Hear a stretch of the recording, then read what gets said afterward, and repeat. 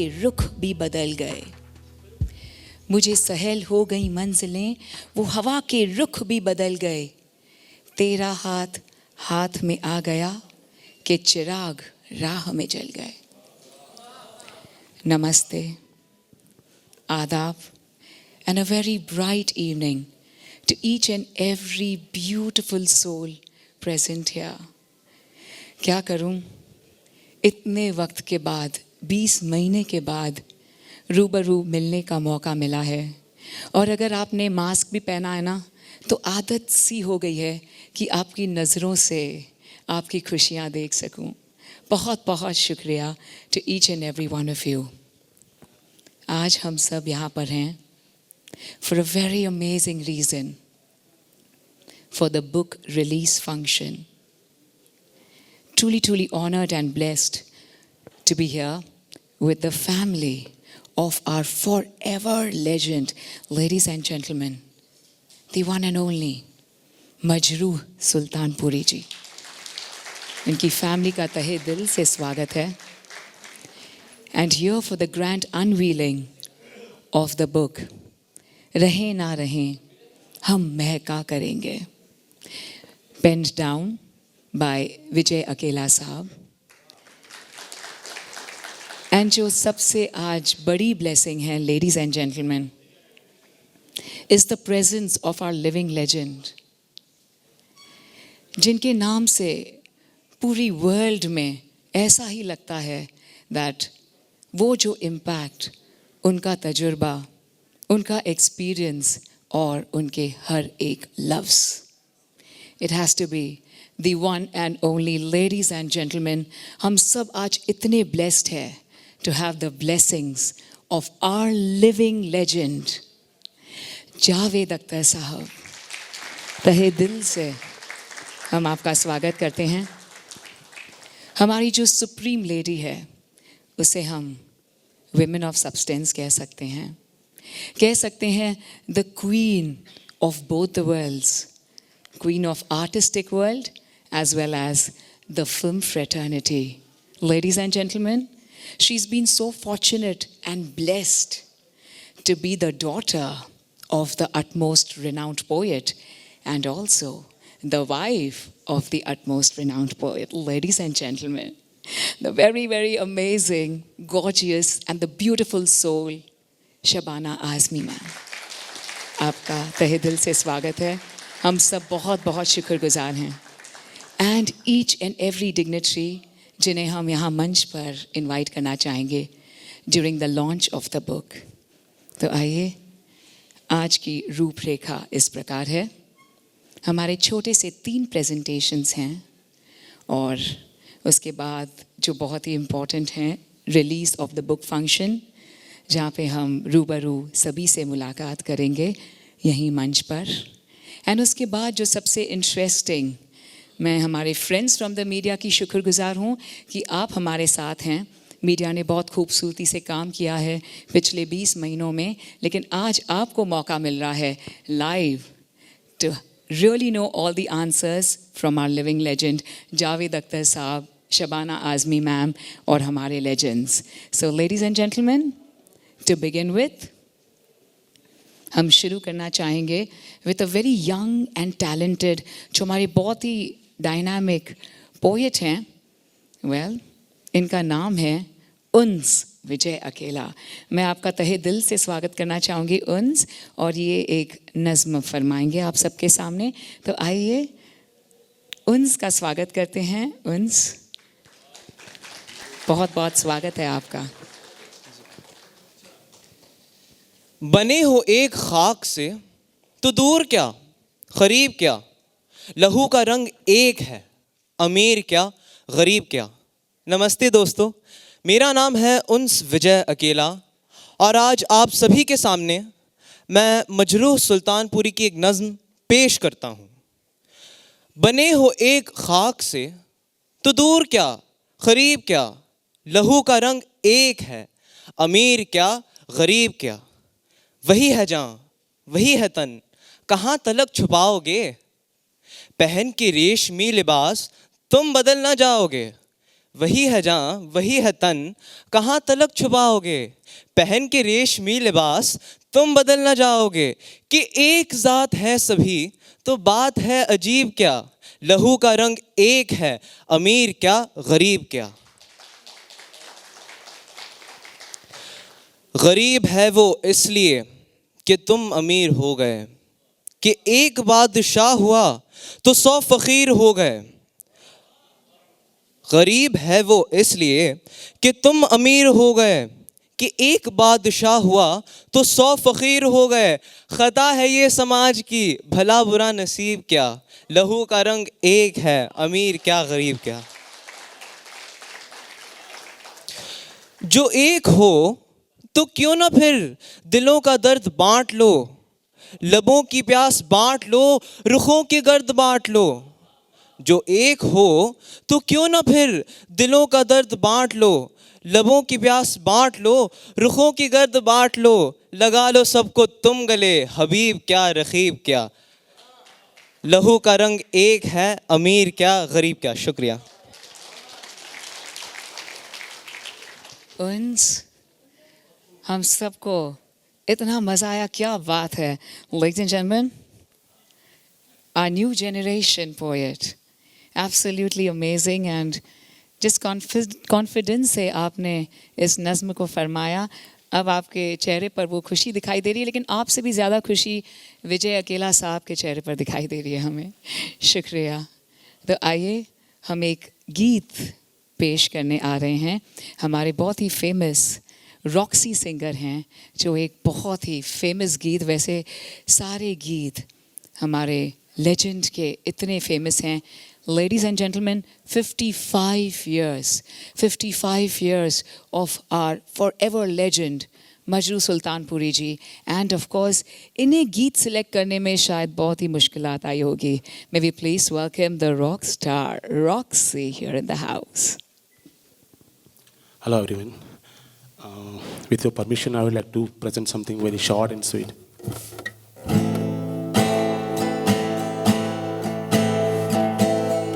सुना गम जुदाई का उठाते हैं लोग, जाने जिंदगी कैसे बिताते हैं लोग।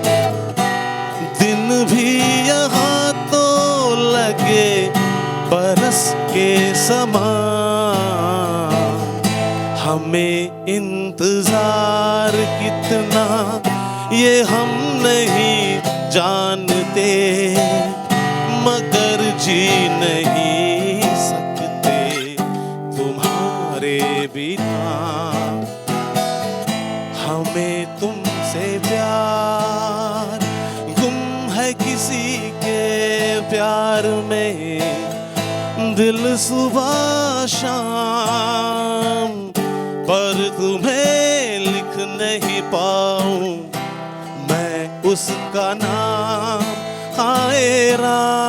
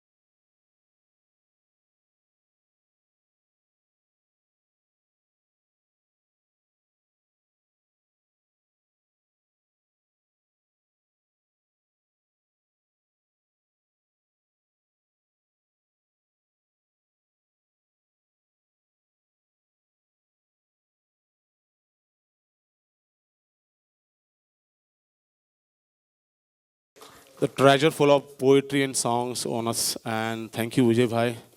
Congratulations. क्या बात है Roxy, that was absolutely wonderful. There is love in the air and अब शुरुआत हो रही है प्यार और मोहब्बत की. Well each and every song extremely touchy, not just to the heart but to the soul. आइए दोस्तों, अब हम चलते हैं into a different world all together and here we have the song sung by a classical very renowned singer Anupama ji, and our classical Kathak performer Sinena shall perform live in front of you. तो आइए हम invite करना चाहते हैं to both our beautiful ladies जो आपका दिल जीतने आ रहे हैं. Let's welcome Anupama and Sinena. Good evening to all of you. Right from जाने कहाँ मेरा जिगर गया जी, तू रहते थे कभी जिनके दिल में. फ्रॉम काली घटा छाए मोरा जिया तरसाए, तू चांद फिर निकला मगर तुम ना आए. I think there is no colour of emotion or depth of emotion that Majrooh Saab has left untouched through his songs. And congratulations to Vijay ji. Thank you so much for asking me to sing the most memorable song penned by Majrooh Saab.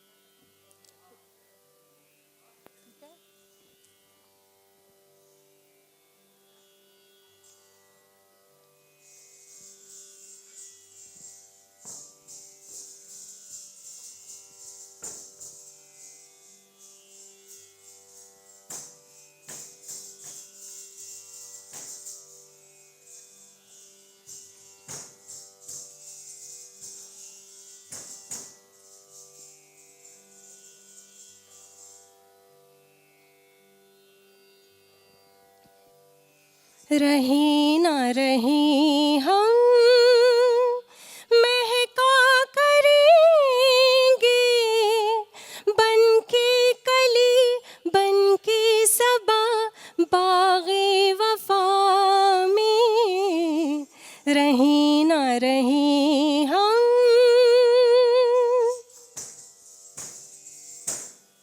मौसम कोई हो इस चमन में, रंग बन के रहेंगे हम खिरामा. चाहत की खुशबू यूं ही जुल्फों से उड़ेंगी, खिज़ा हो या बहारा वहीं पे कहीं, वहीं पे कहीं हम तुमसे बन के कली बन के सबा बाग़े वफा में. रहे ना रहे हम.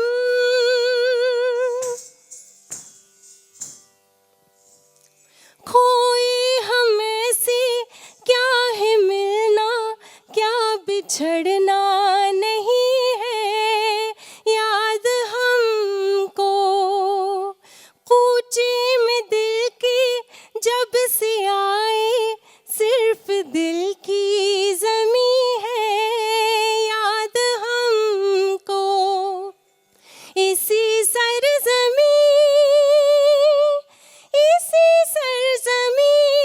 पे हम तो रहेंगे,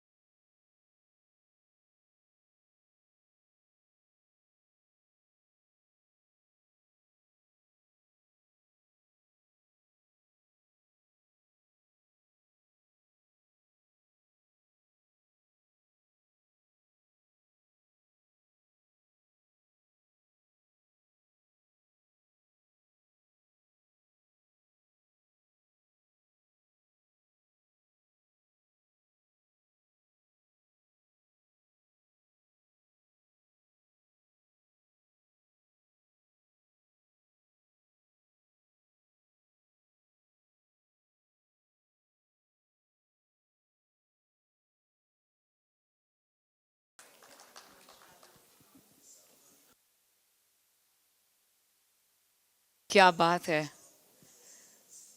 ये बहुत ही खूबसूरत सा लाइव परफॉर्मेंस था हमारे क्लासिकल परफॉर्मर्स से, और बहुत अच्छा लगता है जब हम सारी जनरेशन्स को ये खूबसूरत से गीत गाते हुए सुनते हैं। तो आइए लवली लेडीज एंड जेंटलमैन, अब जिस बात का हम बेसब्री से इंतज़ार कर रहे थे, this is the moment for all of us to welcome each and every beautiful soul here on the dais जो हमारे साथ हैं here for the book release function. हम तहे दिल से शुक्रगुजार हैं to राज कमल Publications, अशोक महेश्वरी साहब, बहुत बहुत शुक्रिया, and we are truly excited and delighted to actually take a look at the cover page, and उसके साथ साथ पढ़ने के लिए भी हम सब बेसब्री से इंतज़ार कर रहे हैं. Ladies and gentlemen, this is the moment we were all waiting for. And for a change हम सब जूम पर नहीं हैं, तो जूम पर ऑफ कोर्स एक्चुअली घर में बैठे बैठे 20 महीने से हम तालियां बजाना भूल गए हैं. हम हमेशा जूम पर होते थे तो ऑफ कोर्स म्यूट पर होते थे and at the same time video of रखते थे. मैं आपको बता दूं आपका वीडियो भी बिल्कुल ऑन है और आपकी तालियां भी खूबसूरती से सुनाई दे रही हैं. बहुत बहुत शुक्रिया. Thank you for learning how to put your hands together, because घर में कोई रीज़न ही नहीं था 20 महीने से कि हम तालियां किस लिए बजाएं. So thank you that we are all getting to see each and every one of you live, and of course this is the moment मेरे दिल की धड़कन है, and I am truly delighted to truly request Vijay Akela Sahab to kindly escort the ultimate personality of our world, Javed Akhtar साहब, on the dais please. Thank you so much sir. और मैं ज़रूर कहना चाहूँगी that sir सबसे पहले हमारे लिविंग लेजेंड हमारे साथ हैं, and it's unbelievable sir, मतलब इतना कुछ हम सीखते हैं आपसे, and ये जो beautiful nuances हैं ladies and gentlemen, this is why they are all our living legends. The loudest round of applause, ladies and gentlemen. We have to learn how to applaud because we are live again here. Thank you so much. Maybe please, Vijay ji, I'm going to please request you to kindly escort our supremely talented Shabana Azmi ma'am. Ma'am, please. Yeah, ma'am. मुझे माफ कर दीजिए. Thank you so much. Thank you. Well, ladies and gentlemen, may we please invite Raj Kamal Publications, Ashok Maheshwari sir on the dais, please. आ जाइए sir. बहुत बहुत शुक्रिया. Truly honored and blessed to have Lalit Pandit sir. Please मंच पर आ जाइए. Please sir. Please sir.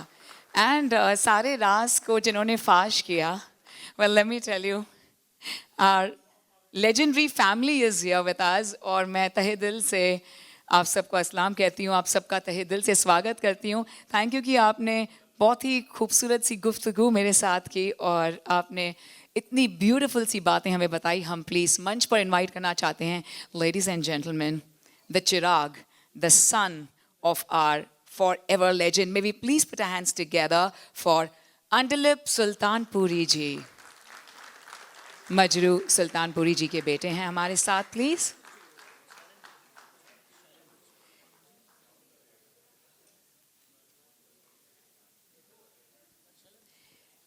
Vijay ji, मैं please request करना चाहूँगी शैलेंद्र सिंह सर से.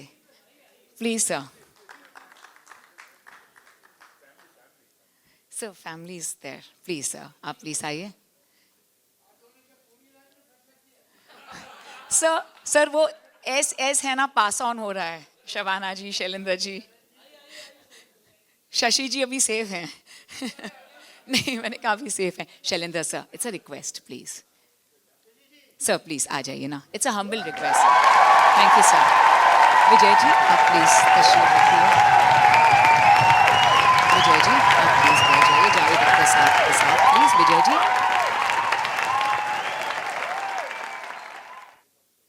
Ladies and gentleman, Vijay Akela Sahab के बारे में मैं क्या कहूँ.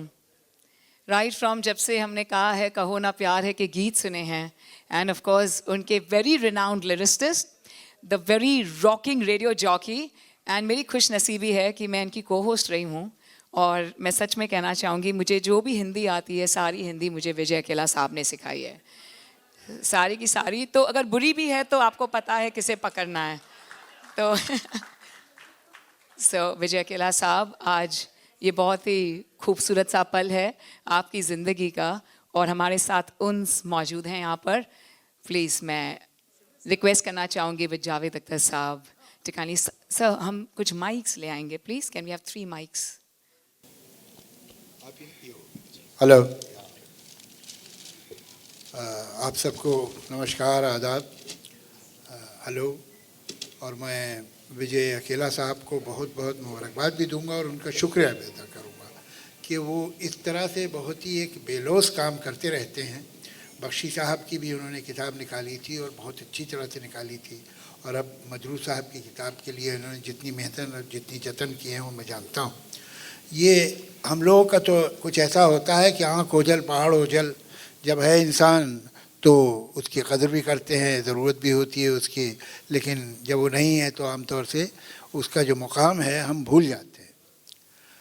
मजरूह साहब की किताब तो निकलनी ही चाहिए थी और ये बहुत ज़रूरी था और बहुत उम्दा काम इन्होंने किया है. मैं इन्हें बधाई देता हूँ.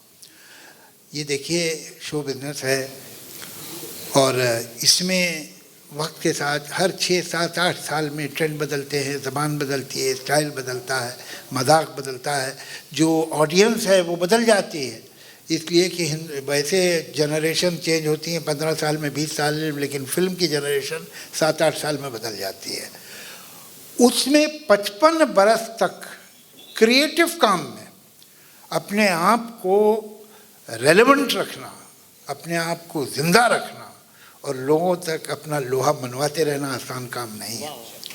देखिए, गुस्ताखी माफ़, यहाँ कुछ एक्टर्स भी बैठे हैं और कुछ सिंगर्स भी बैठे हैं. कुछ काम ऐसे होते हैं, और यहाँ भी हमने एक डांसर भी देखी, कुछ काम होते हैं कि आप जितना उन्हें करते हैं वो आसान होते जाते हैं. जितना आप एक्टिंग करेंगे और जितना आपको एक्टिंग का तजुर्बा होगा उतना आप में सहूलत पैदा होगी काम की.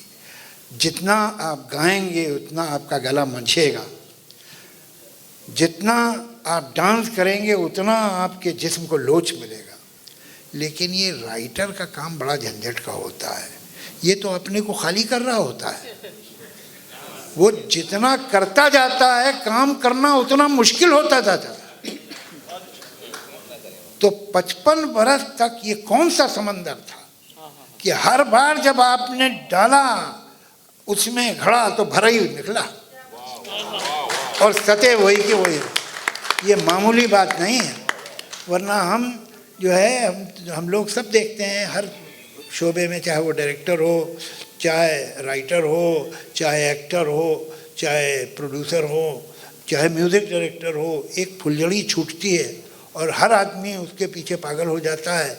फिर 2 बरस बाद, 2.5 बरस बाद वो कहाँ गए भाई साहब, उनका कुछ पता नहीं होता. इसलिए कि यहाँ बड़ी फिसलन है, कब पैर फिसल जाए ठिकाना नहीं है. उसमें इतने बरस तक रेलेवेंट रहना, और किसका, मजरूह साहब का, वो उससे भी ज़्यादा मुश्किल है. हम आपके लिए फिर भी आसान है, इसलिए कि वो तो कोई जो वो हो ही नहीं सकता कि जो बात उनके दिल में हो वो उनकी ज़बान पे ना है. वो नुकसान होता है हो जाए, ताल्लुकात ख़राब होते हो जाए, किसी को अच्छा लगे बुरा लगे, जो सच बात है वो करते थे. ख़तरनाक हद तक, मतलब उनके, वो तो छोड़िए, उनके आसपास जो लोग बैठे होते थे कभी कभी वो भी डर जाते थे कि ये जो कह रहे हैं तो गवाही में हमें ना बुला लिया जाए. अनबिलीव. मगर उतना ही सच्चा दिल, उसी सच्चे दिल से तारीफ भी, चाहे उनका जूनियर हो, चाहे उनका हमअसर हो. लोगों के दिल बड़े छोटे होते हैं, मुँह से तारीफ भी नहीं निकलती. वो हर बात सच्ची होती. और एक अजीब बात बताऊं, मैंने राइटर देखे हैं प्रोज के भी और पोइट्री के भी. ये 2 तरह के होते हैं. जैसे कृष्णचंद्र जी थे, बहुत बड़े नॉवेलिस्ट और शॉर्ट स्टोरी राइटर. मैंने उनकी मैन्युस्क्रिप्ट देखी हैं तो 80-80 पेज आप पलटते जाइए, एक वर्ड कटा हुआ नहीं. मतलब एक आदमी ऐसे लिखे जा रहा है और एक सुनामी की तरह लफ्ज़ बहते चले आ रहे हैं. वो आदमी पर्सनल लाइफ में 3 जुमले एक साथ नहीं बोल सकता था. वो अटक के, नहीं मेरा मतलब ये था, ये करके, उनको आर्टिकुलेशन ही नहीं था. उसके मुकाबले में अगर दूसरी राइटर थी इस्मत चुगताई, वो जैसे लिखती थी वैसे बोलती थी. ऐसा लगता है आप अफसाना पढ़िए उनका तो लगे वो बोल रही है. एक वो भी होते. तरह तरह के राइटर्स होते हैं. जैसे आप साहिर की जो पोइट्री पढ़ेंगे वो वही है जो उनके गाने हैं, उसी तरह की है। मजरूह साहब का पोल से पाठ है मामला। मजरूह साहब इस मामले में बिल्कुल तीसरे आदमी हैं। मजरूह साहब की शायरी का डिक्शन, उनका स्टाइल, उनका मिजाज एक है। वो एक यूँ कहिए कि उर्दू फारसी का और सियासत को और समाजियात को समझने वाला आदमी, ज़िंदगी को समझने वाला आदमी, एक स्कॉलर, ये उसकी लिखी हुई शायरी है। दूसरी तरफ जब हम गाने की तरफ जाते हैं तो वो सुल्तानपुर का एक खिलंदरा लड़का है या फिर एक शरीर नौजवान है। ये इन दोनों का आपस में वास्ता ही नहीं है, कोई ताल्लुक नहीं, वोकैबुलरी में, स्टाइल में, अनबिलीवेबल। और आप लोग जैसे वाकिफ़ होंगे कि हमारे यहाँ आमतौर से ट्यून पहले बनती है, उस पर गाने लिखे जाते हैं, जो कैफ़ी साहब के अल्फाज में यूँ कहूँ कि कब्र पहले खोद ली जाती है फिर मुर्दा ढूंढा जाता है, कि मुर्दा कब्र में फिटाना चाहिए। तो ये हमारे गाने आमतौर से ट्यून पे होते हैं। अच्छा, ये भी एक हुनर है, मजाक अपनी जगह। जिन्हें आता है उन्हें आता है, जिन्हें नहीं आता नहीं आता। बहुत बड़े बड़े शायर में नाम लेना मुनासिब नहीं समझता, वो दूसरे शहरों से, यूपी से, दिल्ली से आए, बड़े शायर गाना नहीं लिख सके धुन पे, इसलिए कि ये धुनें जो होती हैं, जो सारी हमारी पोइट्री है, वो 12 से 14 मीटर हैं जिनमें है वो पोइट्री। यहाँ तो हर गाने की अपना मीटर होता है, अपने टुकड़े होते हैं कि कहाँ से कहाँ ट्यून जाएगी कोई ठिकाना नहीं है। उस पर गाना लिखना जो ग्रामेटिकली सही हो, जो जज्बात उसके सही हों, उसमें इजहार हो और बात हो कोई, ये आसान काम नहीं है। ये आप समझे ना, गाना हम सुनते हैं, अरे भाई ये तो ऐसे नहीं होता। अच्छा गाना, बुरा तो कोई भी काम आसानी से होता है, चाहे बुरी गज़ल लिखें, बुरी नज़्म लिखें, बुरी नॉवेल लिखें, बुरी फिल्म बनाएं, कोई बुरी एक्टिंग करे, कोई मुश्किल काम नहीं। लेकिन अच्छा करना मुश्किल काम होता है। मतलब आप सोचिए, ये कुछ ऐसा लगता है कि अब झूठ बोल रहे हैं हम। गम दिए मुस्तकिल कितना नाजुक है दिल ये ना जाना, कौन सैगल गा रहा है। दुनिया बदलती चली जा रही है, चलती चली जा रही है, कौन कौन से दौर आ रहे हैं, कौन कौन से दौर जा रहे हैं। और आज मैं ऊपर आसमां नीचे, टेल मी ओ खुदा, वो एक शायर है जो चला रहा है आसमां तक। 55 साल सिर्फ नंबर है, उसके पीछे आप ये देखिए कि ट्रेंड्स क्या हैं, ज़मान क्या है, म्यूज़िक क्या हो गई है, कहाँ बदली है, कौन लोग आए हैं, क्या हो गया है दुनिया में। ये दूसरी दुनिया है, ये दुनिया वो है ही नहीं जो सैगल की थी। और एक शायर है जिसका वार हल्का पड़ ही नहीं रहा है।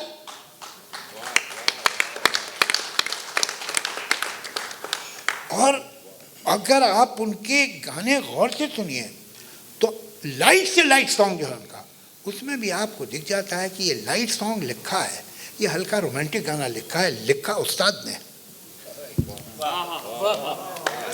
खुल के ये जुल्फ सियाह काली भला हो जाए, ये कोई लिख नहीं सकता है लाइन, आज लिख नहीं सकता कोई। खुल के ये जुल्फ सियाह काली भला हो जाए, ये कहाँ से लाइन लाए हैं? माना क्या है गहरा अंधेरा, खो गई डगर की चांदनी, मैली ना हो धुंधली पड़े ना, देख नजर की चांदनी। अरे बाप रे बाप, है डाले हुए है रात की चादर, सितारों की मंजिल राही। अरे क्या के कितने मिसरे हैं जो ऐसे बेसाख्ता निकलते हैं, जिनमें वो ज़बान है, वो रचाव है ज़बान का, जो एक सही शायर का जब दिल चाह रहा है यूँ लिखता हूँ तब लिख सकता। ऐसा नहीं है जैसे किसी ने एक मरतबा पिकासो के स्टूडियो में कुछ स्टूडेंट गए आर्ट के, तो उन्होंने पिकासो की दीवार पे पेंटिंग देखी तो लाइनें आड़ी टेढ़ी ऐसी ये वो, तो उनमें से एक स्टूडेंट ज़रा ज़्यादा स्मार्ट था, कहला साहब ऐसी तो हम भी बना सकते हैं, इसमें क्या मुश्किल है। कहा अच्छा। पिकासो का इधर आओ, कागज़ लिया सफ़ेद, दोनों हाथों में एक एक पेंसिल ली और यूं करके 2 दायरे बनाए। उसने कहा ये प्रकार से नाप लो, ये दायरे परफेक्ट है। दोनों। जिस दिन ऐसे दायरे बनाने आ जाएं उस दिन लाइन तोड़ना।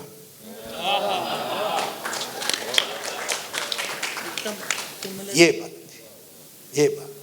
तो वो इतना बड़ा शायर, ऐसी जबान, अच्छा, और फोक पे जो कंट्रोल, मतलब आजकल तो हमारा क्या हो गया है, अर्बन सेंसिबिलिटी तो आ गई, वहाँ हमारा ज़मीन से संबंध खत्म हो गया। ढलकी जाए चुनरिया हमारी हो राम, पी से मिलके बहकने के दिन आए रहे। मतलब इसमें अवध की ज़मीन बोल रही है। ये रेंज कहाँ है, ये शऊर कहाँ है कि जब ऐसा लिखना है तो ऐसा लिख देंगे, वैसा लिखना है तो वैसा लिख देंगे। और फिर किसी म्यूजिक डायरेक्टर से पूछ लो, यहाँ मुझसे बेहतर बताएंगे ललित जी, ये हो नहीं सकता। आशा जी हमेशा जिक्र करती रहती हैं, इसलिए उन्होंने तो बहुत गाने गाए मजरू साहब कि जो धुन है उस पर ऐसे वर्ड लिपट के जा रहा है कि उसकी कोई मींड, कोई मुर्की डिस्टर्ब नहीं होने पाए। वो लफ्ज़ उसके लिए ऐसा लगता है कि ये धुन इन्हीं लफ्ज़ों के लिए बनी थी। इतना परफेक्ट क्राफ्ट हर म्यूजिक डायरेक्टर उनकी मिसाल देता है कि, और सिंगर, कि उनको जो उबूर था ट्यून की बारीकी, ट्यून तो है भाई ये मीटर, इतना लंबा मीटर, ये काफ़ी नहीं है। उसके अंदर कहाँ धुन घूमी है, कहाँ मींड आ गई है, कहाँ मुर्की है, तो लफ्ज़ ऐसा है कि उस पर पूरा ऐसे ही घूमते हुए जाएं लफ्ज़ कि कहीं पता न चले कि कोई चीज़ दब गई धुन की। वो कंट्रोल उनका था। मैं तो बहुत अपने को खुशकिस्मत समझता हूँ कि इस तरह के लोगों से मेरा ज़िंदगी में ऐसा वास्ता रहा कि उन्होंने मुझे इजाज़त दी अपने पास बैठने की, सुनने की। वो मजरू साहब हों, कैफ़ी साहब हों, साहिर साहब हों, सरदार जाफरी साहब हों, अपना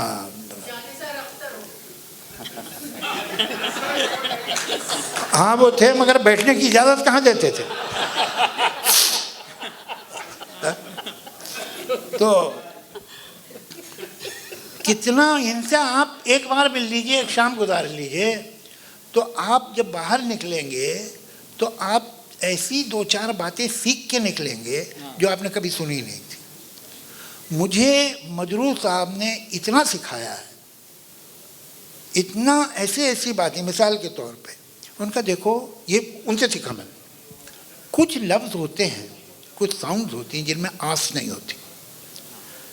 अब तक देखिए, हम, नम, सुन, आप यहाँ आस है, मगर अब बंद हो गया, इसमें कोई आस नहीं है। ये इस तरह की साउंड जब तुम गाना लिखोगे और इसमें बीच में आएगी तो कान को बुरी लग सकती है। अगर ट्यून स्मूथली जा रही है आगे, तो ये जो टक आ जाएगा तो ट्यून को झटका लग जाएगा। अब झटका लगेगा, वो ट्यून बिगड़ेगी। इसकी एक तरकीब है, और ये मुझे भी मुफ्त में मिली थी तो मैं आप लोग को दे रहा हूँ। ये मजरू साहब ने बताया मुझे। इसके बाद फौरन एक ऐसा लफ्ज़ इस्तेमाल करो जो वावल हो, जिसमें अलिफ, ये, तो ये जो बंद साउंड है पिघल जाएगी। अब आए हो तो उसमें वो आप बंद हो गया। अब आए हो तो वो आए जो है उसने बे को हिला लिया। आप ये देखिए कि ऐसी कितनी बातें, मैं तो एक सब तो नहीं बता दूंगा मैं ना आप लोगों को, मुझे कुछ बचा के रखूंगा भाई। हाँ, एक बता दिया, अब आप तरसिए। तो ऐसी कितनी बातें यकीन कीजिए जो मुझे अभी याद भी आ रही हैं, लेकिन कितना आदमी बोले कि ये इनके तजुर्बे थे, इनसे सुनिए। आज तो यह हाल हो गया है, लिख रहे होते हैं हम, कभी कन्फ्यूजन होता है किसी लफ्ज़ के बारे में, कभी कि तो किसी से पूछे तो कोई है नहीं। मतलब हम तो कभी होता था तो हम फ़ोन करके पूछ सकते थे, कैफ़ी साहब से, जाफरी साहब से, मजरू साहब से, और पूछा है मैंने, मजरू साहब मैं ऐसे लिख रहा हूँ, जायज़ है? और उन्होंने मुझे सही राय दी, नहीं देखो बेटा ये गड़बड़ है, बाकी यूँ ठीक कर लो। ये कई बार हुआ है। जाफरी साहब को फिर वो दिखाया मैंने, ये मीटर आपको करेक्ट लगता है, ये अनयूजुअल है, इस तरह से। कैफ़ी साहब से तो पता नहीं कितनी बार। आज अगर मैं किसी इशू पे कंफ्यूज होता हूँ लिखते हुए पोइट्री में, तो देयर इज़ नोबडी, कोई आदमी है नहीं अब हमारे मुल्क में कहीं कि मैं उसे फ़ोन करके पूछूं कि ये लफ्ज़ सही है इस्तेमाल या जायज़ है कि ना जायज़। ये लोग थे, मतलब एक समझिए एक आबशार है, एक झरना नॉलेज का, आप जिसके नीचे बैठे हुए वो गिरे चला जा रहा है, वो कमी नहीं हो रहा। तो ये, और आप वो, मैं एक बात कहता हूँ कि आप 50 बरस के और आप में वो तमाम खूबियाँ हैं जो एक 50 बरस के आदमी में होनी चाहिए, तो माफ़ कीजिएगा आप 1 बरस के हैं जो इत्तेफाक से 50वां है। अगर आप सचमुच 50 साल के होना चाहते हैं तो फिर आप में 15 साल का लड़का, 30 साल का आदमी, 45 साल का मैच्योर्ड आदमी, वो सब जिंदा होने चाहिए। मजरूह साहब ने अपनी शायरी से और अपने गीत से बताया कि वो जितने साल के थे उन तमाम सालों के वो जिंदा थे, उन तमाम बरसों में वो जिंदा थे। अब ये मैं तो बोलता ही चला जाऊंगा, थकूंगा ही नहीं, लेकिन ये कि बहरहाल ये है, सच्ची बात तो ये है कि अब ऐसे लोग होंगे नहीं, अब हमसे ही काम चलाइए आप।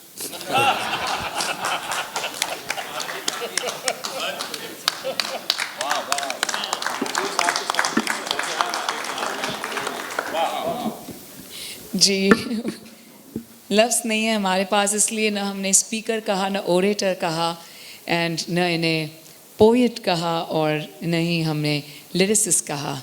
He is truly the ultimate. Ladies and gentleman, Javed Akhtar Sahab के हर एक शब्द जब हम सुनते हैं ना, तो जैसे कि मैंने कहा, न सिर्फ दिल को बट रूह को छू जाते हैं। बहुत बहुत शुक्रिया। और विजय अकेला साहब, मैं बहुत लकी हूँ, फॉर्चुनेट हूँ कि आप मेरे को आरजे बने और आपके हर बुक के फंक्शन पर मुझे एक खूबसूरत सा अपॉर्चुनिटी मिलता है। लेडीज एंड जेंटलमैन, मैं please request you all, we all are live, greatest round of applause ladies and gentleman for living legend Javed Akhtar sahab. May we please request Lalit Pandit sir to kindly share your experiences and a few words, please. Sure, sir. नमस्ते सबको, और बहुत बहुत बधाई हो विजय जी, आपने मजू साहब पे किताब लिखी। जब इन्होंने कहा ही मुझे, तो मैं बहुत खुश हो गया, क्योंकि मजू साहब की ज़्यादा जो किताबें हैं वो उर्दू में लिखी हुई हैं, और उर्दू सबको तो नहीं आती। तो मैंने अभी पूछा था नीलिप से कि हिंदी में कोई है जिसमें बुक है जो जिसमें मजू साहब के बारे में पढ़ा जाए, तो मुझे लगता है ये पहली किताब आएगी हाथ में जिसको पढ़ सकेंगे लोग और समझ सकेंगे मजू साहब के बारे में। मजू साहब के बारे में क्या बोल सकते हैं? मजू साहब एक महान राइटर होने के अलावा बहुत ही खूबसूरत इंसान थे, और यही बात काफ़ी है कि उनसे जब मुलाकात होती थी, जब उनके साथ बैठने का मौका मिलता था, कुछ ना कुछ ज़रूर सीखने को मिल जाता था। मजू साहब के साथ 1990 से 2000 तक मैं अपने आप को खुशकिस्मत समझूंगा कि सबसे ज़्यादा जो फिल्में की इस दौर में वो जतिन ललित ने की थी। हमने शुरुआत ही मजू साहब से की थी, पहली फिल्म से, उसके सारे गाने हिट हुए थे, और फिर कंसिस्टेंटली बिन तेरे सनम जो था वो लाइफ का पहला हिट गाना था हमारा, पहली पिक्चर का, वो मजू साहब का लिखा हुआ था। और उस गाने की वजह से मुझे यही कहना पड़ेगा कि कभी स्ट्रगल ही नहीं करना पड़ा, इतनी सारी पिक्चरें आ गई थी उस गाने के हिट होने से। और उनमें मजू साहब का हमेशा साथ रहा, हम बहुत इन्जॉय करते थे मजू साहब के साथ काम करने के लिए। और मजू साहब के साथ कई ऐसे किस्से हैं, जैसे जावेद साहब ने बात की आज मैं ऊपर आसमां नीचे, इस गाने से मुझे एक किस्सा याद आ गया उनका, जो मैं कभी पहले शेयर नहीं किया लेकिन ज़रूर आज कहूँगा। हुआ यूँ था कि हम लोग पिक्चर कर रहे थे मोहब्बतें, और यश जी के घर पे फाइनल सिटिंग हो रही थी हमारी, और नेक्स्ट डे गाना रिकॉर्ड होना था। तो आनंद बख्शी साहब बैठे थे और यश जी बैठे थे, और पूरी सिटिंग हो गई हमारी, हम सब पैक कर रहे थे वहाँ से, जतिन, मैं और हमारे असिस्टेंट्स। तो यश जी आनंद बख्शी साहब को पंजाबी में बोल रहे थे कि ऐसे आस्ते आस्ते सुनाई दे रहा था, पंजाबी मतलब समझना तो आसान होता है बड़ा।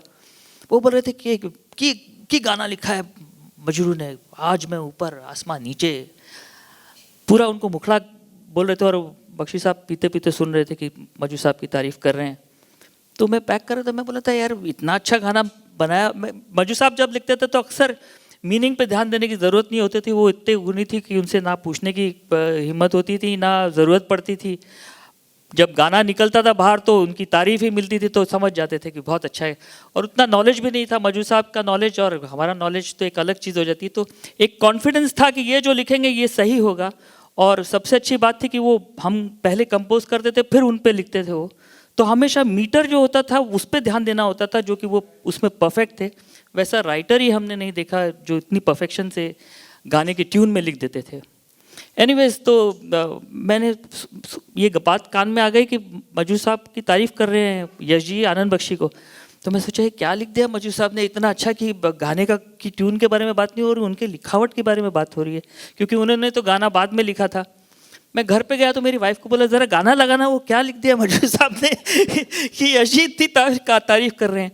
फिर मैंने उस पर ध्यान दिया कि उन्होंने क्या वर्ड्स लिखे थे, और जब तक आप यकीन मानिए पहले मैंने इतना ध्यान नहीं दिया था कि मजू साहब ने क्या लिख दिया था, मगर वो गाने के वर्ड्स मतलब उनमें ये कैपेसिटी थी कि कोई बहुत अच्छी धुन मिलती थी तो उनको एक तो ये परख थी कि अच्छी धुन है जो वो उसको किस लेवल तक वो लेके जा सकते थे। ये बहुत ऐसा नहीं हो सकता है पॉसिबल है ऑलवेज कि आप हिट ही दें, मगर मजरू साहब ऐसे आदमी थे कि उनको अगर धुन परफेक्ट मिल जाए और उनको लग जाए कि नहीं ये धुन में बात है तो वो फिर इसको उस गाने को पार ही लगा देते थे। ये ऐसी कैपेसिटी के इंसान थे।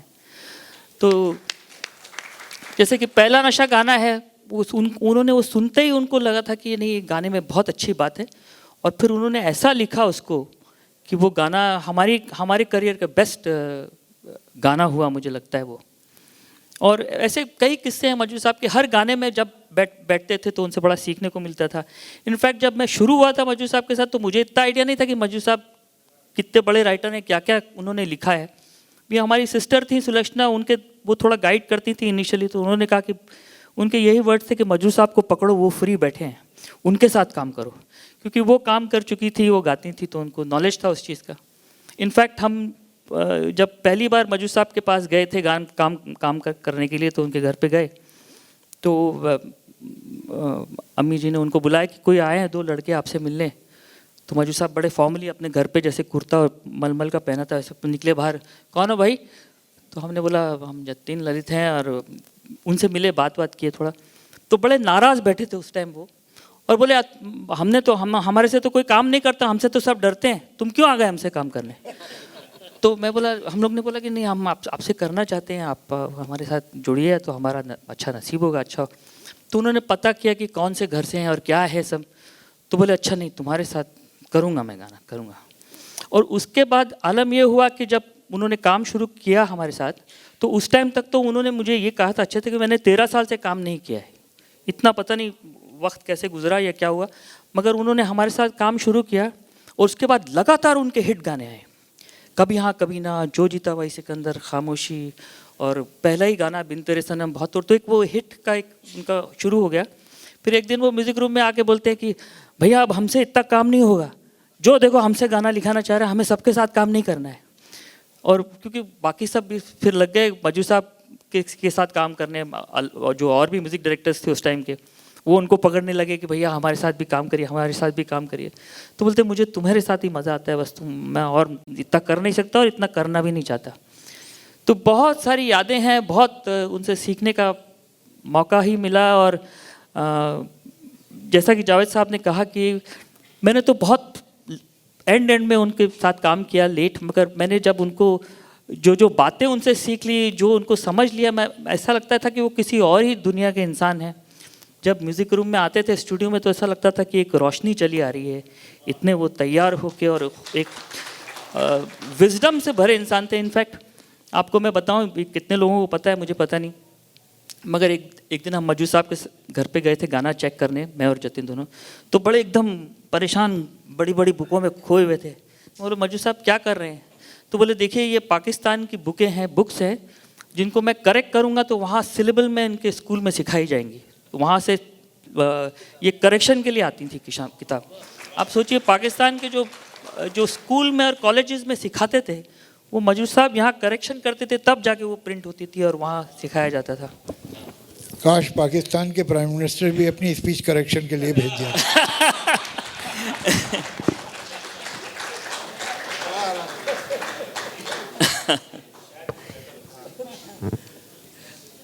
शायद उन्होंने मजू साहब की बुक नहीं पढ़ी हो, कोई कहीं और पढ़ ली हो कुछ।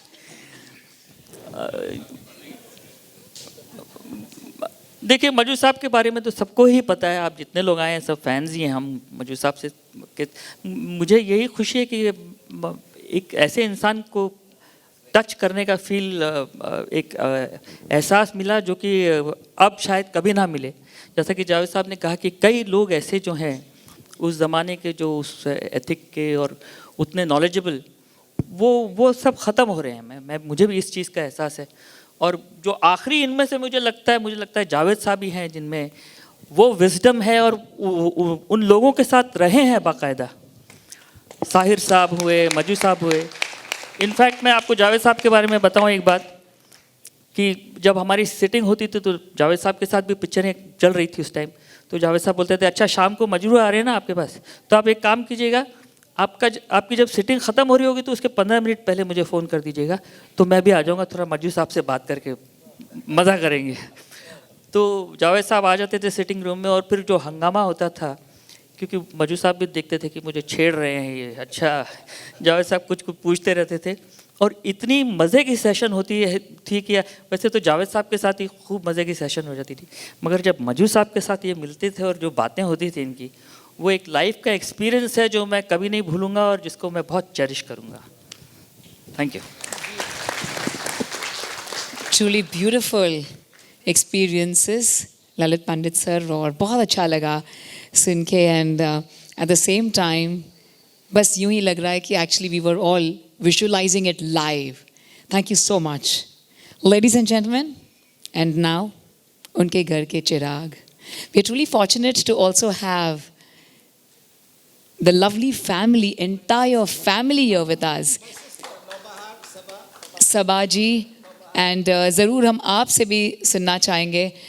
वेल दोस्तों, मैं ज़रूर कहना चाहूँगी a little bit about their dad. May we please now request Andalip Sultanpuri to speak about Asrar ul Hasan Khan, better known as Majrooh Sultanpuri ji. But Saba ji, सबसे पहले मैं आपके पास आऊँगी क्योंकि आप बेहद एक्साइटेड थी जब मुझे बता रही थी पापा के बारे में, तो प्लीज़ मैं चाहूँगी कि आप हमारे साथ आइए और प्लीज़ हम ज़रूर सुनना चाहेंगे आपके ब्यूटीफुल एक्सपीरियंसेस। और जिस तरह आप बातें कर रही थी और आपने हमें बताया, तो मैं चाहूँगी कि सब आप ही से वो सारी बातें सुने। सर हम एक और चेयर ले आते हैं यहाँ पर। ओके, सो काइंड जी। सबा जी,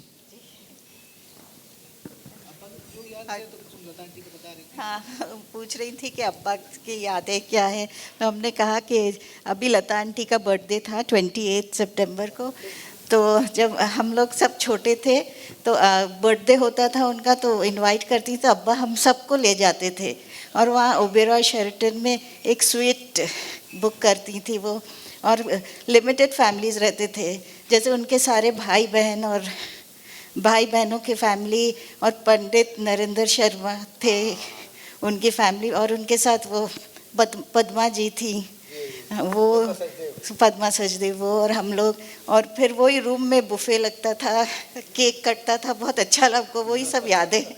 तो अभी लता आंटी का बर्थडे था तो वही याद था। और हम एक अब्बा का शेर सुना देते हैं। माशाल्लाह, इरशाद।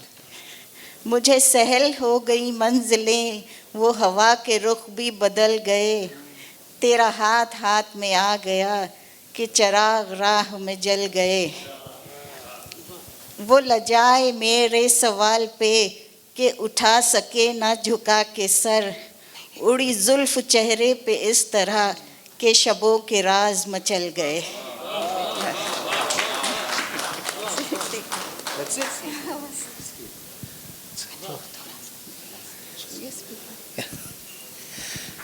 मैं सबसे छोटा बेटा हूँ उनका, और मेरी पैदाइश 61 की है, 61। तो जब मुझे होश आया 14-15 साल, that was mid 70s, early 70s, तो I missed his journey, the major journey between 40 to 70s, there 50s 60s जो है। और जितना मतलब जावेद साहब के सामने talking about him as a person, I will be a फूल।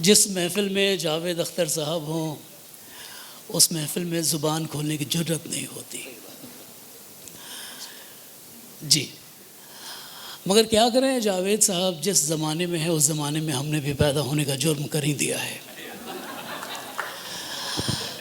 मैं सभी का बहुत शुक्रिया अदा करना चाहता हूँ, तमाम मेहमानों का जो यहाँ पे तशरीफ़ लाए हैं। सबसे पहले तो जावेद अख्तर साहब का, शबाना जी, सभी का, अंदलीब साहब, अपने राजकमल प्रकाशन के अशोक महेश्वरी साहब, शैलेंद्र साहब, सब जिनका नाम मैं नहीं ले पा रहा हूँ, कमलजीत साहब जिनका नाम मैं नहीं ले पा रहा हूँ, उनसे मैं ज़्यादा मोहब्बत करता हूँ।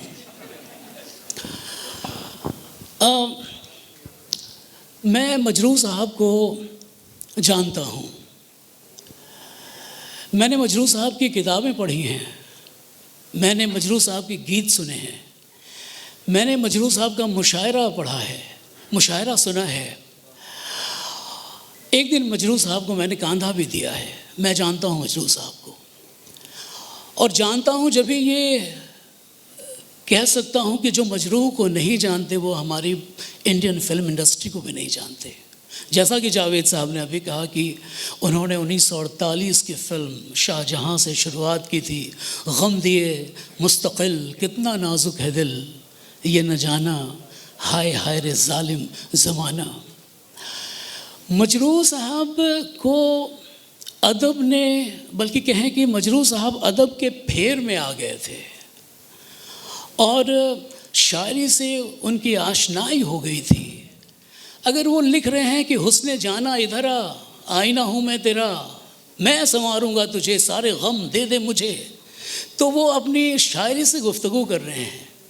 अगर वो कहते हैं कि महबूब मेरे तू है तो दुनिया कितनी हंसी है, जो तू नहीं तो कुछ भी नहीं है, अरमा किसको जन्नत की रंगी गलियों का, मुझको तेरा दामन है बिस्तर कलियों का। वाह भाई वाह, ये अपनी महबूबा से शायरी से गुफ्तगू कर रहे हैं। मजरूह साहब ने इतना इश्क किया शायरी से ना, कि अगर आप चाहें तो मजरूह साहब का 3 मिनट का गाना सुन लें या 3 घंटे की वो फिल्म देख लें जिसमें ये गाना है, आपको पूरी फिल्म की कहानी समझ में आ जाएगी। जैसे कि मिसालें कई हैं, जैसे कि इस अनोखे जगत की मैं तकदीर हूँ, ये क्या वैल्यू है इस लाइन का। इस अनोखे जगत की मैं तकदीर हूँ, मैं विधाता के हाथों की तस्वीर हूँ, इस जहाँ के लिए धरती माँ के लिए शिव का वरदान हूँ मैं तुम्हारी तरह। जाने वालों ज़रा मुड़ के देखो मुझे, एक इंसान हूँ मैं तुम्हारी तरह, जिसने सबको रचा अपने ही रूप से, उसकी पहचान हूँ। तो चाहे आप दोस्ती फिल्म देख लीजिए या इस गाने को सुन लीजिए, पूरी फिल्म दिखाई पड़ जाएगी। मैं उस वक्त तो नहीं था बम्बई में, और नासिर हुसैन साहब ख़ुद कितने बड़े डायरेक्टर प्रोड्यूसर थे, लेकिन मुझे नहीं लगता है कि नासिर हुसैन साहब ने मजरूह साहब को ये कहा होगा जो मजरूह ने लिखा है। उन्होंने तो यही कहा होगा कि भाई देखिए शम्मी कपूर साहब की और आशा पारिक की है, जो वो कहीं फंस गए हैं रात को, और सुबह जब आँख खुलती है तो आशा पारिक बहुत अच्छा एक समा बंधता है, कोई कश्मीर या खंडाला है, और आशा पारिक आगे हैं और शम्मी कपूर पीछे हैं। भाई एक दिल फरेब गाना लिख दीजिए, एक आशिक मिजाजी वाला गाना लिख दीजिए। ये तो नहीं कहा होगा ना कि दीवाना मुझसा नहीं इस अंबर के नीचे, कातिल है आगे है कातिल मेरा और मैं पीछे पीछे। तो क्या वैल्यू निकलता है इसका कि मेरे कातिल मैं तुम्हारे जस्ट पीछे हूँ, जरा एक नज़र तो देख ले, मुझे कत्ल कर दे, मुझे मार दे और मुझे इस तरह की ज़िंदगी दे दे। ये मतलब उसका निकल रहा है। मजरूह साहब ने, जैसा कि जावेद साहब ने कहा कि आंचलिक रंग जो फोक है उसमें बड़े गज़ब गज़ब के गीत लिखे। आज जावेद साहब भूल गए, वरना जावेद साहब का एक जुमला है कि मजरूह वो थे जिन्हें सावन और भादों के बीच का फ़र्क मालूम था। जैसे मैं तो ये चाहता हूँ कि चाहता हूँ कि काश उस ज़माने में मजरूह साहब से जो कुछ 5-7 भोजपुरी फिल्में की हैं, कैसे कैसे रंग उसमें भरे हैं। रखिया बंधाला भैया सावन आइल, क्या गाना है, कैसा गाना है वो। या फिर अगर हिंदी फिल्म में ही है तो हम गबनवा न जेबे बिना झूलनी, वो कैसा गाना है।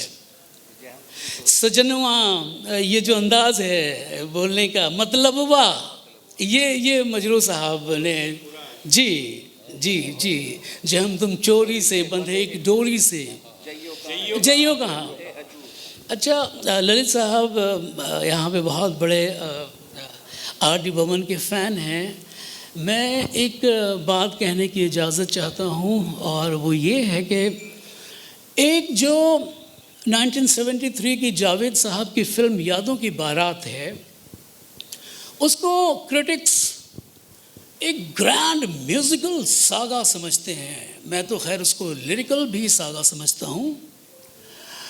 उसमें अभी देखिए इस फंक्शन में राजेश रोशन साहब आने वाले थे, जो किसी वजह से नहीं आए। उनका जुमला है कि मजरू साहब संगीतकारों को हरा देते थे। तो और वो दावे के साथ ही बात कह रहे हैं कि न सिर्फ मेरे साथ बल्कि रोशन साहब के साथ भी मैंने कई दफ़ा ये देखा है। अब अगर मैं सोचता हूँ इस बात को, और 1973 की फिल्म यादों की बारात की बात करता हूँ, जिसमें वो गाना है कि वो जो टुकड़ा है, हम मिल गए तो दा दा दा दा दा दा दा दा दा जुजू जुजू ला ला ला ला। अब ये जुजू जुजू जो है उसको छोड़ा जा सकता था, बहुत अच्छा लग रहा है, जुजू जुजू वेस्टर्न है। लेकिन यही मजरू साहब का चैलेंज था। उन्होंने इसको कहा कि ठहरिए, मैं मीर तकी मीर की ज़ुबान का इस्तेमाल करता हूँ। जुजू जुजू कभू कभू कभू कभू, यानी कभी कभी। ये तो ऐसा लगता है ना कि म्यूज़िक का और लिरिक्स का एक ऐसा वक्त है जैसे जहाँ पे सबसे सुंदर काम हुआ। जी, मजनू साहब की तो कई बातें हैं, और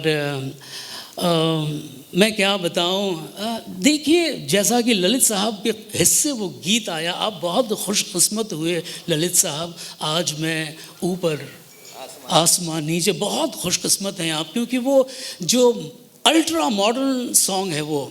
लेकिन अगर हम ज़रा पीछे जाएं, बड़े मियाँ दीवाने, ऐसे ना बनो, रेशम पहनो कपास क्यों, सीधा साधा लिबास क्यों, रेशम पहनो कपास क्यों, फन ये जादूगरी का है, अरमा तुझको परी का है। अब सुनिए ज़रा सा, क्या रेंडरिंग में गलती हो गई है कि साउंड में गलती हो गई है कि ये राज बहुत बाद में पता लगा। तो क़िबला मारो मंतर डैंडी बनकर, डैंडी DANDY, डैंडी का मतलब होता है अल्ट्रा मॉडर्न। तो क़िबला मारो मंतर डैंडी बनकर निकलो वक्ते शाम। ये शायरी कर रहे हैं कि हमारे ज़ख्मों को सहला रहे हैं, दिल के फफोले फोड़ रहे हैं। बॉम्बे के बारे में मजरू साहब से ज़्यादा अल्टीमेट सॉन्ग किसने लिखा है? ऐ दिल मुश्किल है जीना यहाँ, बेघर को आवारा यहाँ कहते हंस हंस, गले काटे खुद सबके कहे इसको बिजनेस, एक चीज़ के हैं कई नाम यहाँ, ज़रा बच के ये है बॉम्बे मेरी जान। कितनी बातें हैं। मेरी पर्सनल कई मुलाकातें हुई हैं, और वो भी कम दिलचस्प नहीं हैं। मजरू साहब का मिजाज ही ऐसा था जिसकी तरफ जावेद साहब ने भी इशारा किया और ललित साहब ने भी किया। एक दफ़ा उन्होंने मुझे घर पे इंटरव्यू में लेना चाहता था, उनको बुलाया उन्होंने रिजवी कॉलेज के बगल में जो घर है उनका, और मुझे बिठाया गया एक साहब के द्वारा।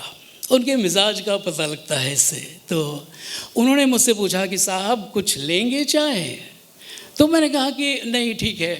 और थोड़ी देर के बाद मजरू साहब जो नहा धो रहे थे आ गए हमारे सामने और बातचीत में लग गए। और उन्होंने तुरंत पूछा कि भाई चाय मिली आपको, चाय आप लेंगे ना? तो मैंने कहा कि नहीं नहीं ठीक। और उन्होंने बुलाया उन साहब को और कहा कि भाई आपने चाय इनको नहीं दी अब तक? तो मैंने कहा कि नहीं, इन्होंने पूछा था। अरे भाई तो क्या आते ही चाय पीनी शुरू कर देंगे?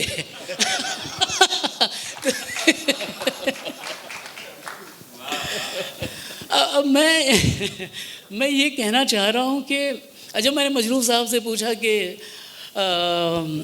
आरती फिल्म का जो गाना है कि नहीं बने होगी खाक से नहीं, वो जो गाना है कि दूर तक जाऊंगी मैं तुझको मनाने के लिए, मैंने भी सोच लिया तुमको मनाने के लिए, दूर तक जाऊंगी मैं साथ निभाने के लिए, तो उसका जो मुखड़ा है उसके बारे में जब मैंने बात की कि क्या ये किसी बड़े शायर का मुखड़ा है, तो उन्होंने कहा कि एक मैंने लिया है तो एक शायर ने लिया है, अब क्या मिसाल दूं मैं तुम्हारे शबाब की, तो उन्होंने बताया कि एक शायर ने लिया है, एक हमने लिया, तो इस तरह की पर्सनल बातें भी खूब हैं। मजरूह साहब ने मुझे तो लगता है कि सारी बातें अपनी ही की और सारी बातें जो है उन्होंने शायरी के इश्क में कही। कैसे कैसे टुकड़े होते थे उनके, ललित साहब ज़्यादा जानते हैं, कैसे जिस गली के तुम उस गली के हम, ये अंदाज़ बम्बई का नहीं है, ये सुल्तानपुर का अंदाज है, जैसे कुश्ती हो रही है या हम आपसे डरेंगे नहीं साहब, जिस गली के तुम उस गली के हम। हाँ, कैसा एक हम किसी से कम नहीं में एक छोटा सा टुकड़ा है, जख्म खाए हैं तो हुए हैं जवान, क्या मतलब है उसका। हाँ जी बातें बहुत हैं, लेकिन मैं ये कहते हुए अब समाप्त करता हूँ कि जैसे कि उन्होंने अंदाज़ फिल्म में कहा था कि तू कहे अगर जीवन भर मैं गीत सुनाता जाऊँ, उसमें कहते हैं कि इसको मिटाना उसको बनाना इस नगरी की रीत रे, लेकिन मजरूह को मिटा नहीं सका बम्बई। हम आज भी उनको याद करते हैं और खूब याद करते हैं। एक नज़्म तो कही है मैंने मजरूह साहब पे, और मैं देख के पढ़ सकता हूँ, मुझे ज़रा सा ढूंढने दीजिए पन्ना, बस ये आखिरी बात है। और जावेद साहब मैं देख के पढ़ रहा हूँ तो आप ये ना समझिएगा कि ये मेरी नहीं है, मैंने ताज़ा लिखी है ऐसा। जावेद साहब बड़ी शक की निगाह से देख रहे हैं। मुझे शक ये है कि ये नहीं किया। बस एक नज़्म जो कल रात को लिखी है मजरूह साहब के जन्मदिन पे, हम लोग कितने खुशकिस्मत हैं कि हम मजरूह साहब की 102वीं जन्मदिन सालगिरह मना रहे हैं। जी, इसका उन्वान है मजरूह सुल्तानपुरी। था वो मजरूह दिल सुल्तानपुर का रहने वाला था वो मजरूह दिल, वुंडेड हार्ट, था वो मजरूह दिल सुल्तानपुर का रहने वाला था कि जिसकी शायरी में बस उजाला ही उजाला था। शुक्रिया। था वो मजरूह दिल सुल्तानपुर का रहने वाला था कि जिसकी शायरी में बस उजाला ही उजाला था। मोहब्बत इल्म था उसका, मोहब्बत ज़ात थी उसकी, मोहब्बत वाली दुनिया में अलग एक बात थी उसकी। मोहब्बत इल्म था उसका, मोहब्बत ज़ात थी उसकी, मोहब्बत वाली दुनिया में अलग एक बात थी उसकी। था वो मजरूह दिल सुल्तानपुर का रहने वाला था कि जिसकी शायरी में बस उजाला ही उजाला था। उसी के नाम का सिक्का कभी दुनिया में चलता था, उसी के नाम का सिक्का कभी दुनिया में चलता था, उसी का नाम लेके दिन निकलता था। इस शेर पे मैं दाद चाहूँगा, गरीबों की बड़ी थी कद्र उसके गीत गज़लों में, गरीबों की बड़ी थी कद्र उसके गीत गज़लों में, नहीं थी क़ैद उसकी शायरी हाकिम के महलों में। गरीबों की बड़ी थी कद्र उसके गीत गज़लों में, नहीं थी क़ैद उसकी शायरी हाकिम के महलों में। महकते हैं उसी के गीत गुलशन की हवाओं में, वो सच कहता था पाओगे मुझे तुम सब वफ़ाओं में। बहुत हम याद कर के तुम्हें मजरूह रातों में, बहुत हम याद कर के तुम्हें मजरूह रातों में, लिए फिरते हैं अक्सर हाथ तेरा अपने हाथों में। शुक्रिया। बहुत बहुत शुक्रिया विजय अकेला साहब। और अब हम बुक अनवीलिंग की तरफ चल सकते हैं। उनसे पहले अशोक महेश्वरी जी जो हमारे पब्लिशर हैं, सर आपसे दो शब्द सुनना चाहेंगे प्लीज़। नहीं, कुछ नहीं, मैं तो लिख के लाया था और यहाँ पढ़ने का मौका है नहीं। और बस एक छोटी सी बात, विजय अकेला जी ने 3 गीतकारों की किताबें तैयार की हैं। 2 का नाम तो जावेद साहब ने ले दिया, 1 का छोड़ दिया। वो जानिसार अख्तर साहब हैं। आनंद बख्शी, जानिसार अख्तर और मजरूर सुल्तानपुरी, तीनों हमने छापी हैं। ये हमारी खुशकिस्मती है। धन्यवाद। बहुत बहुत शुक्रिया टू राजकमल पब्लिकेशंस। जी विजय जी, मैं चाहूँगी कि प्लीज़ हम चेयर्स और टेबल यहाँ से लेना चाहेंगे। हमें खूबसूरत से फ़ोटो ऑप्स चाहिए। हमारे फ्रेंड्स फ्रॉम द मीडिया हैं यहाँ पर। So my lovely crew, please help कीजिए मुझे। जी मैं प्लीज़ कमलजीत सर, आपके लिए बड़ा फ्रेम है। मैं प्लीज़ कमलजीत सर को बुलाना चाहूँगी सर फॉर द अनवीलिंग। जैसे भी स्पेस हो, we'll space it out because ये बहुत इंपॉर्टेंट पल है हम सब के लिए। Please sir.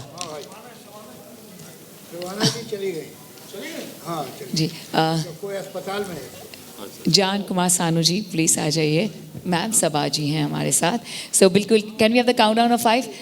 सर आप बिल्कुल आगे आ जाइए। थोड़ा सा आप पीछे हैं।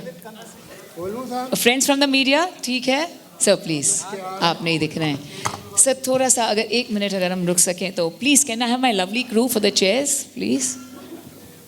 उन्हें हटा दीजिए please.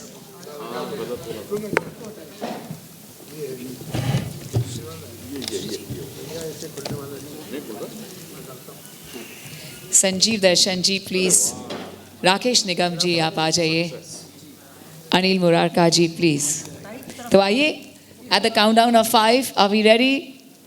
Ladies and gentlemen, the unveiling of the book. रहे ना रहे हम महका करेंगे, मजरूर सुल्तानपुरी जी, pen down by Vijay Akela ji. 5, can I have the countdown from all of you? Jan, please आ जाइए। 4, louder, 3, 2, heartfelt congratulations to Vijay Akela sahab. बहुत बहुत मुबारक हो। Humble thanks to Javed Akhtar sahab for doing the honors. मैं ma'am को भी बुलाना चाहूँगी। Ma'am please आ जाइए, प्लीज़ आ जाइए, please. Yes ma'am, thank you. Kamaljeet sir please.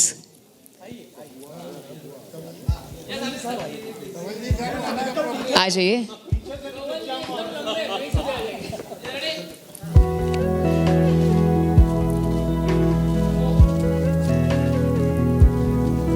मैं तहे दिल से शुक्रगुजार हूँ आप सबके। Friends from the media, thank you to Films Today, the club, Dream Boats, Mayuri media works, Bollywood अदार, राजकमल प्रकाशन। हाँ जी, हाँ जी, एक ग्रुप फोटो टेबल के आगे please. Humble request to Vijay ji, अगर जावेद अख्तर साहब आगे आ जाएं टेबल के, हम टेबल थोड़ा सा पीछे कर देते हैं प्लीज़, रिक्वेस्ट है। To my lovely friends, can we take the table off? जल्दी कर दीजिए sir please. Can we take the table off? Sir 1 second please, 1 second. सभी बहुत एक्साइटेड हैं to unveil the book. Vijay Akela sahab actually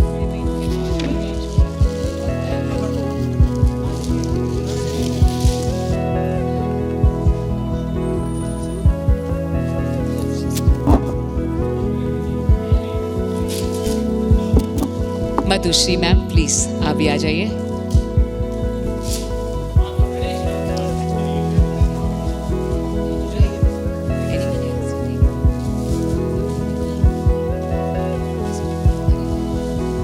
जान प्लीज, कैन वी इनवाइट जान Kumar Sanu please आ जाइए sir.